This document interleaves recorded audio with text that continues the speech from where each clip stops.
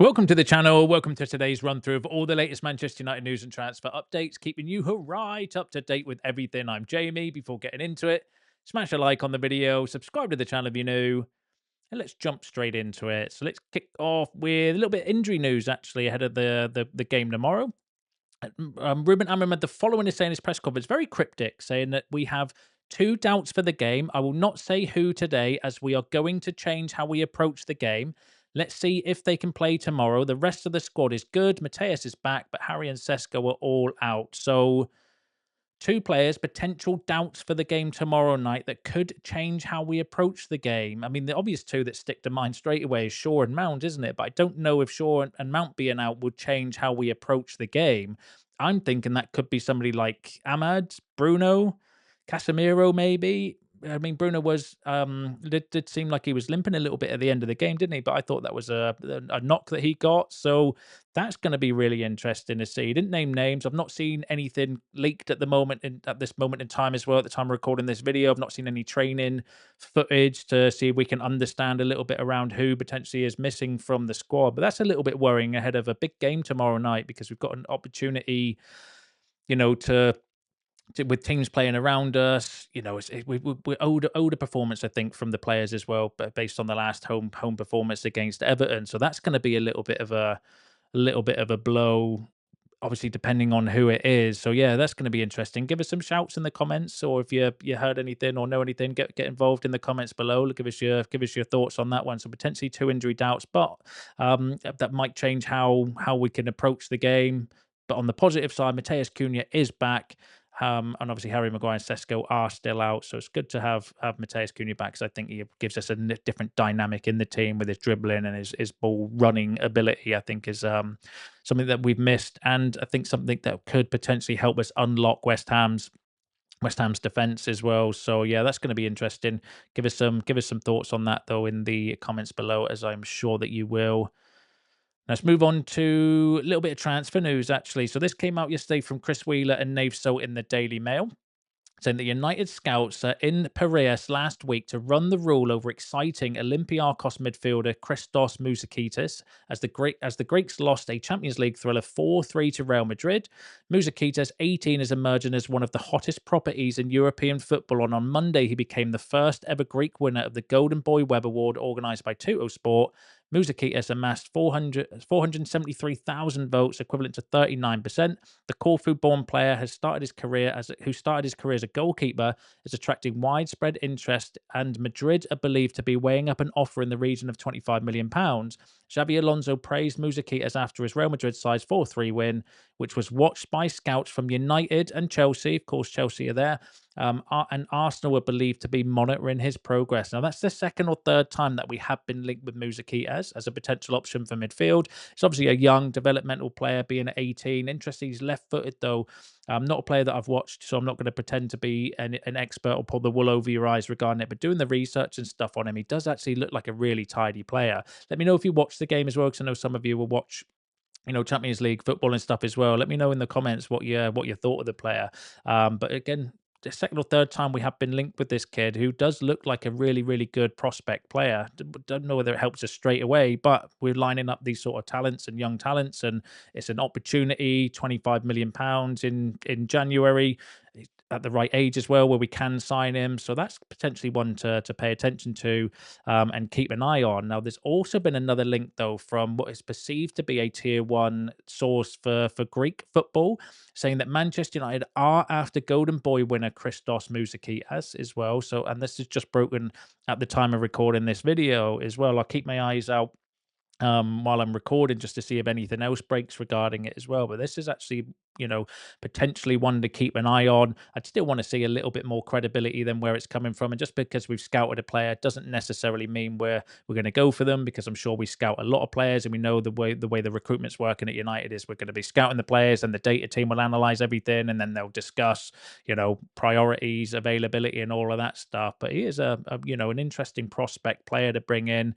Again, not necessarily one that would come in straight away and get straight into the first team. Developmental player, quite expensive as well for somebody that age. You're talking £25 million. So yeah, we'll pay attention to that one. Keep an eye on it. But give us your thoughts, give us your shouts in the comments. Be interesting to read those. read those later on regarding Mouzakitis, because it's just, like I said, it's the second or third time I think now that we have been linked with him.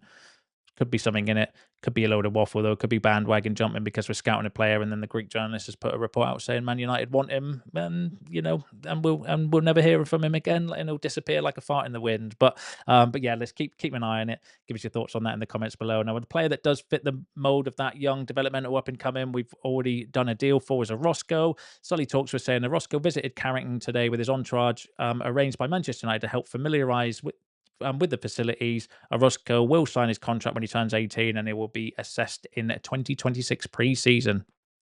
So that came out yesterday from Solly Talks, saying that he's been to Carrington. We've seen him at Old Trafford and everything like that as well. But interestingly, assessed in pre-season, so he's going to hopefully come in a little bit like Diego Leon did. If you remember, Diego Leon went on the tour, and then obviously now we're looking to send him out on loan to Nice in January to help with his development. Same thing with Orozco, but he is very, very highly regarded, and in contrast to the Mouzakitis story there for £25 million, £1 million, less than £1 million for this kid that is seen as, he's being dubbed the next Moises Caicedo, which is a little bit unfair, I think, to throw that on somebody that's 17, coming up 18, but I champion this for far too long. We haven't done this sort of signing where we've ignored them, and then we end up paying 80, 90 million pounds for these sort of players. So for us to go in early and get a deal like this done for a very, very highly regarded young midfielder, then I'm behind it, So I have no issues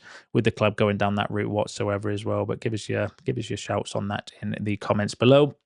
Now, sticking with the midfield, there was noise yesterday. Well, there's always noise. There's been noise every day, I think, since, I can remember regarding a midfielder. But there was obviously the story yesterday, mainly from ESPN and Mark Ogden, saying that United are looking to potentially sell players in January or later January in order to try and fund a move for one of their big midfielders in potentially in January to get ahead of the game.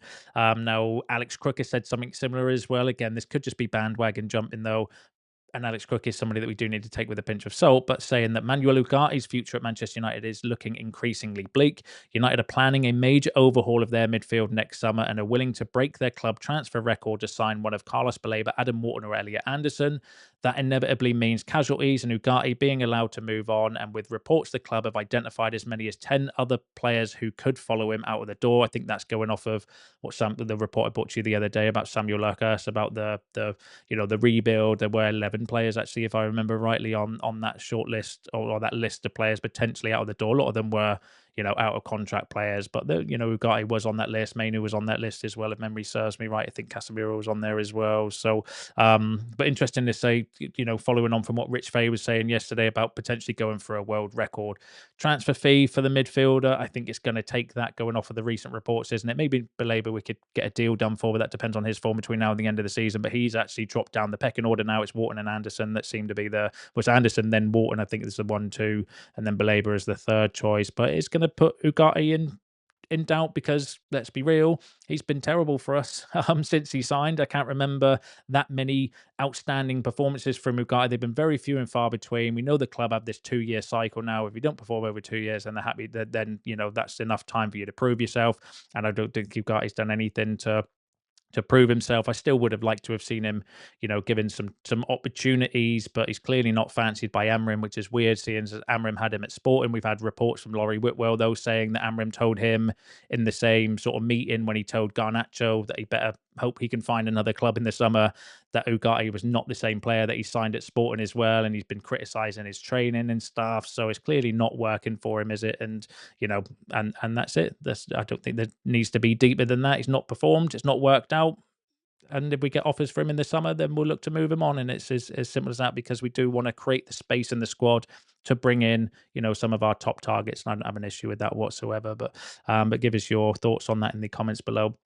Now, sticking with exits and going back to Chris Wheeler's report, they were talking regarding Harry Maguire and Casemiro, basically saying that the clock is ticking on Casemiro and Harry Maguire, who can speak to overseas club in the next 30 days, unless United decide to extend their contracts. But it's saying that they understand neither player has a concrete offer on the table at the moment, although United still have time to stop them leaving as free agents in the summer. And then it's going on to basically say what we already know, is that they might still be looking to offer them new contracts, but on reduced wages. But at this moment in time, there has been no offer offers, according to Chris Wheeler and Nave Soto in the Mail, for Harry Maguire or for Casemiro to negotiate any new contracts or anything like that. So it seems at the moment, and there is still time we could do that. I suppose any time between now and the summer, negotiate their contracts. But at this moment in time, it does look like potentially the club are happy to let them go, which could change. But I don't have an issue with that. I'm cool either way, really, regarding Casemiro. Like Casemiro, I think we should bite the bullet. I don't think there's any like his his lack of pace is a problem, I think, for Premier League football, and it does leave us a little bit exposed in midfield as well as he's done. He's got other assets, good in the air, good at set plays, and bits like that as well. But is it worth paying that sort of money for that? I don't think so. Harry Maguire is seen as somebody that's good around the dressing room and bits like that. So, but yeah, we'll have mixed views on these. I just make a decision is what I think. I don't really have like if they keep them and they're on reduced wages, fair enough, because they're likable characters and personalities and all of that stuff. But if they let them go on free because they're out of contract to reduce the wage bill to help us spend and get other targets in, cool with that as well. So I don't think it needs to be much deeper than that. But let me know your thoughts and feelings on that in the comments below, as I am sure that you will. Now, there's been obviously we know the midfield is the main area of discussion at the moment. That's what the media narrative is running with constantly. But the other position that's starting to emerge as an area that we're getting a few links with is the wing back. Now, this came from the Manchester Evening News, not a player that I've watched, but it would be potentially an interesting profile, saying that Utrecht and Morocco left back Souffian El Karouani is reportedly the latest wing back linked with a move to Manchester United. The 25-year-old's contract expires at the end of the season, and his situation has alerted clubs across Europe. El Karouani has grabbed 8 assists in 13 Eredivisie games. Again, not a player that I've watched or heard of or anything like that. I watched his highlights and looks it looks like he's got a decent left foot on him, to be fair. I think his assists are maybe a little bit exaggerated though, because he does take corners and free kicks, sometimes very well as well. I do have a little bit of concern though around signing players from the Eredivisie. I'm still mentally and physically and emotionally scarred, I think, from the Eric Ten Hag era, where some of the signings we made from Eredivisie didn't exactly go very well. But obviously different profile, different scouting, different data analysts and all of that stuff now. So it's just, it's one of those, isn't it? But very attacking. In the top 99% for assists, assisted goals, expect and shot creating actions as well. Progressive carries, pretty decent as well. Someone that can run up and down the pitch. Progressive passes received, so it's available for passes. Good tackles, decent blocks. So actually looks like a pretty decent player. 25 years old, as it says in the story. Out of contract in the summer, could be an opportunity for January to get a cheap deal done, or could do a pre-agreement with him for the summer if you can't sign him straight away. But looks like an interesting profile of player anyway. Is he?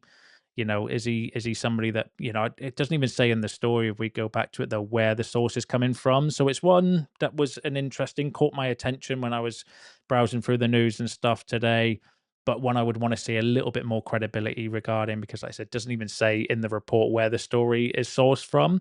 And when a player's coming to the end of their contract and they get linked with United, I do have a little bit of, I do often think that, is it just agent put his name out there? No better place to do that than link it with Man United, because it gets more views across the world, and then clubs will be like, oh, who's this guy? And a little bit of that going on. But again, I've not watched him.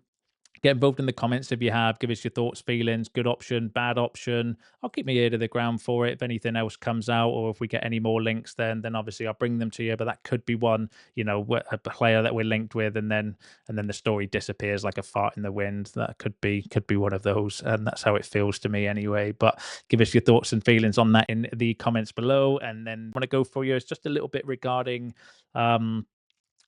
a little bit of exit news. So firstly, regarding some of our young players. So Manchester United is set to allow 3 youngsters to head out on loan in January. Diego Leon, Aiden Heaven and Chido Obi are all said to be available for temporary moves next month. As transfer talks heat up, the young trio have struggled for opportunities under Ruben Amorim this term and are now set to continue their development elsewhere for the short term, per reports. That was in the Manchester Evening News, suggesting that we know Diego Leon. I brought you that news the other day, suggesting he's going to be going to Nice on loan. Aiden Heaven, we have had some stories before about potentially him being loaned out in January, but Chido Obi as well, potentially going out on loan. I don't think that's bad because we unfortunately don't have the European football in order to give them minutes this season. And, for their development, maybe it is better for them to go away, play some first team football, develop, get involved in men's football. And I think it's going to do Harry Amas the world of good as well, being out on loan. He's having a good time as well. And a few of the other young players that we've sent out on loan are actually been quite successful this season. Isn't it not Johnny Evans that now is in charge of like the loaning of players as well? So credit to him. He's done a decent job so far. Vitek is another one that's doing well on loan. So don't have an issue with that at all. Send them out, get them playing first team football. Don't have a drama with that whatsoever, but give us your shouts on that in the comments below, as I am sure that you will. And then the other story I want to run through with you is the story the other day saying about centre halves. So Manchester United, Newcastle United, and Crystal Palace all linked to 21-year-old Sporting centre back Ousmane Diomande again after Sporting made no progress in contract renewal talks. 18 months left on his current deal and maybe thinking of selling soon. So that came from Scouting Independent, who are actually quite good. Regurgitating though a story that came out from Ebola. We do need to take some Portuguese press with maybe a little tiny pinch of salt. But I've read the actual report. It says it turns out that during these negotiations, so he is in contract negotiations at the moment with Sporting, with him having 18 months left on his contract. It says turns out during these negotiations there hasn't been much receptiveness from the players' entourage to Sporting's demands, even as a negotiation tool in a wait and see scenario, considering the interest from England as he enters the final season of his contract without a renewal, especially in the World Cup years. Departure might be simpler. Crystal Palace remain attentive to the defender after they did bid for him in the summer, actually, didn't they? Crystal Palace, Newcastle, the other Premier League club that's long followed Diomande, who was also on the radar of Manchester United manager Ruben Amorim, the Ivorian's first coach at Sporting. So according to Ebola, Palace, Newcastle, and Manchester United potentially could be looking to, or he's on the radar of Diomande, depending on his contract situation with Sporting. But going back to what I said earlier, with contract renewals and we get linked with players, I often think we are being used there. But interesting profile. We know we are going to be looking at a centre half, although that's seen more as a potential summer deal. And obviously, Diomande knows Amorim. He is actually a player that we were linked with quite heavily before Ruben Amorim came in as well. So that could be one that the club look at. Who knows? We'll pay attention to it. But I'd want to see a little bit more credibility than Ebola because, with all the shenanigans that was going on with Victor Gyökeres in the summer, a little bit skeptical of where the source of that story's come from personally. But give us your thoughts and feelings on that in the comments below, as I am sure that you will. Give us your thoughts on all the other topics discussed in today's video, because that's you all up to date with the latest news and transfer updates. Don't forget to smash a like on the video on your way out. Subscribe to the channel if you're new. See you in the next one.